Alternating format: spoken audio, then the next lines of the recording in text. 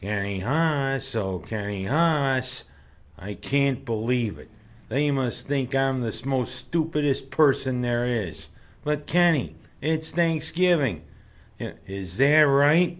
Yeah, and you know the biggest tradition at Thanksgiving is the kicking off of the football, especially 'cause Thanksgiving has football. They wouldn't pull it away on Thanksgiving.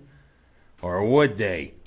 Well, this is a different Thanksgiving than in the past, you know. Macy's, it looks as though they're not going to have the parade, or are they? Well, but of course, this is Thanksgiving. Thanksgiving in the time of COVID. Yeah, and everybody, Fauci, Cuomo, everybody is saying, hey, let's not have the gatherings. Of course, you know, Thanksgiving and Christmas. Those are the times when you really want to be with family.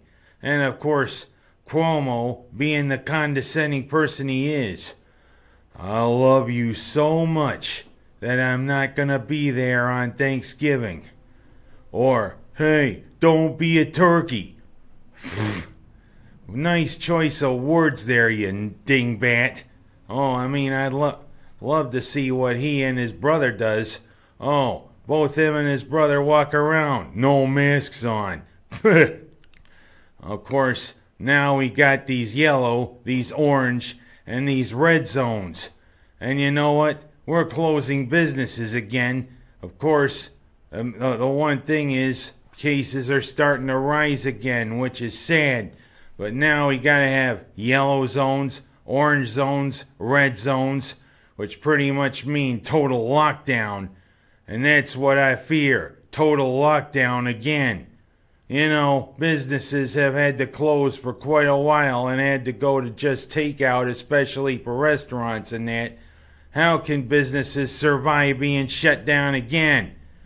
Of course, there's promising news now that we've got 3 potential vaccines that seem to be working. But they won't be distributed for a couple, 3 months at least. So we gotta put up with this nonsense for at least a couple, 3 months. How many more times are we gonna stand Cuomo being condescending? How many times does Fauci or others say, hey, don't do this? You know, people are kind of getting sick of it, but we still gotta be vigilant. Oh well, that's the way the ball bounces. Hopefully, sooner or later, we can get the vaccines out and let's start getting back to normal, little by little, whatever normal is gonna be. But we'll see. I'm gonna go from talking about that to talking about the orange in 2 ways. Number 1, that was a new low on Friday against Louisville. We're a team that's prided itself on orange is the new fast. It's orange is the new bad. Boy, was it bad against Louisville. A team that I thought we had a good chance against because Louisville hasn't been all that good just like us. We showed, hey, we laid a big rotten egg. A 30-0 loss. Boy, is that egg smell. Yeah, big rotten egg. A goose egg in more ways than one. You know, you can't win with about 140 yards of offense. You can't win when you pass for only 40 yards. Jacoby and Morgan, take note. And we thankfully have got just 2 games left. North Carolina State on Saturday, and next Saturday against Notre Dame. That's what I have to say. Because Notre Dame was able to beat Clemson a couple of weeks ago, and they're looking like they could be a college football playoff team. Well, you know, thankfully this season's about to end. And thankfully, another season that Syracuse people like is about to start. A la me. Because guess what? It's time for basketball. Boeheim and the guys are getting ready to tip off their season, finally. It'll be the day after Thanksgiving when they play the Bryant Bulldogs in their first game of the season.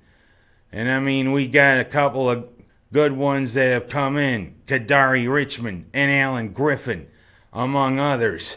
this team looks like it could be improved over last year. And hopefully, this could be the best season in a while, as it's been a little trying the last couple of years to be a Cuse basketball fan, especially when we're wondering, are they going to make the NCAA tournament? When it seemed as though it was a given every year.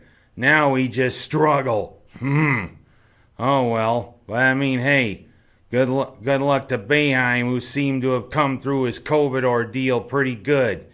And the thing is, the Ivy League canceled their winter season, and Jimmy Boeheim has entered the transfer portal. Any hints, guys? Any hints? Maybe we could bring him into the Cuse. Who knows? Could be Boeheim, Boeheim, Boeheim. Yeah, a triumvirate, a triple threat. Yes, two good shooters who are the coach's sons. And boy, that would be something, wouldn't it? Wishful thinking, don't you think? We'll see. Of course, speaking of basketball, the NBA draft was this past week. And of course, one guy who he missed on getting, who went to Mike Hopkins in Washington, was a first-round pick. Isaiah Stewart went to the Detroit Pistons. Of course, all eyes are on the Ball. That's right, the third son of LaVar Ball, LaMelo Ball. Thing is, who thinks LaVar Ball is the worst type of parent there is?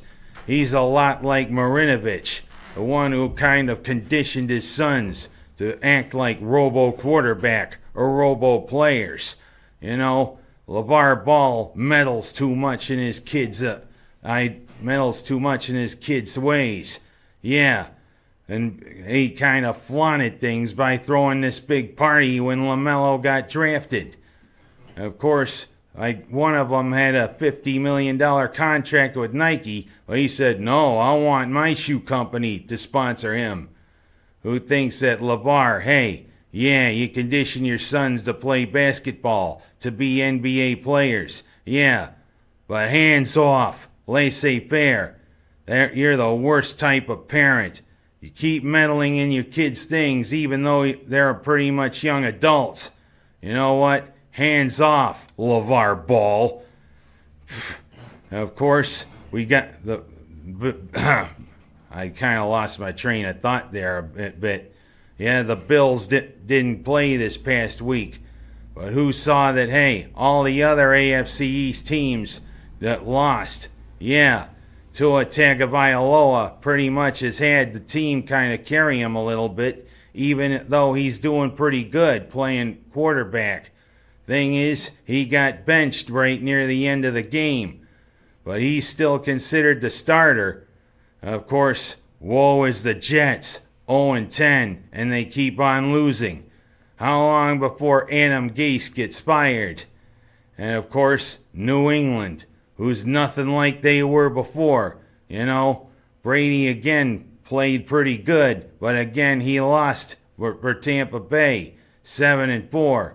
Well, of course, he's no longer the quarterback at New England. Cam Newton's the quarterback, and you know what? He didn't exactly do pretty good Sunday. Oh, good news for the Bills as the latter part of the season starts. That's all the time I have this week. And as I say, happy Thanksgiving, everybody.